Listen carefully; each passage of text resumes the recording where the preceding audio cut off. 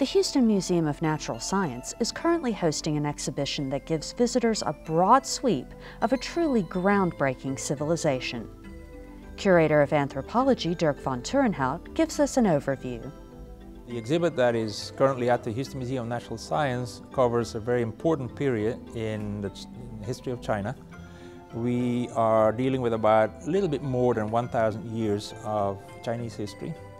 It deals with three dynasties, starting with the Qin dynasty, roughly about 200 BC, followed by the Han dynasty, which takes us into about the early 3rd century of AD, and all the way up to another famous dynasty, which is the Tang dynasty, and that takes us into the early 900s AD. So about a little bit more than 1,000 years worth of time represented here.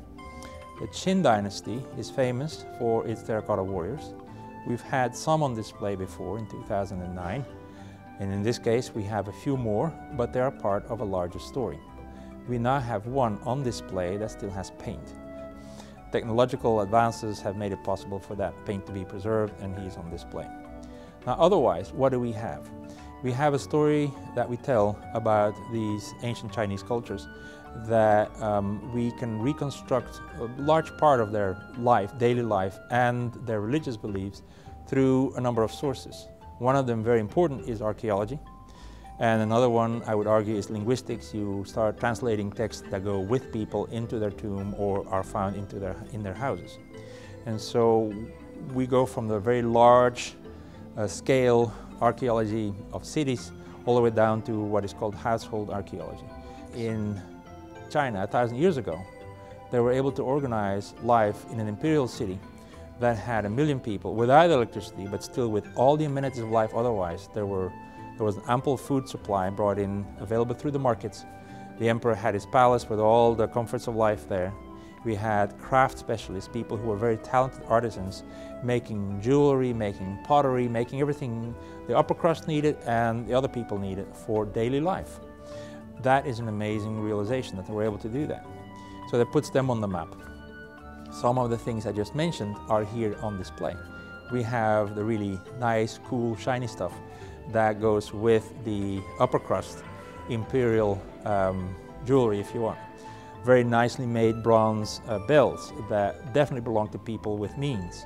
After they died, it goes with them in the afterlife. And then we have more quote-unquote regular pottery that would have been used by just about anybody in the city. So for every single one of these three dynasties, we have aspects of archaeology that tell us about daily life, tell us about their beliefs of life after death. So religion is important, daily life is important, and all of that is wrapped with a big bow here at the Houston Museum of Natural Science. Personally, I would say I'm biased towards history. It's always cool to learn about other cultures elsewhere and find out, for example, when paper was invented. We have evidence of the use of coal, for example, being mined. We still have power plants today. So there's a lot of things that are still around in our lifetime, and customs and ways in which we organize our life that have roots going all the way back to China. So in a way, the more it changes, the more it remains the same, you could argue. And it's always good to, in my opinion, to learn about other cultures, whether they are in the world today, contemporaneous with us, or in the past. Because each time you learn a little bit about another culture, in my opinion, it is like opening a window and looking out over a totally different landscape. And it makes us better, it makes us richer, and it's enjoyable at the same time. Warriors' Tombs and Temples, China's Enduring Legacy, is on display through September 3rd. For more information, visit the museum's website at www.hmns.org. For Day Trips, I'm Stacee Hawkins.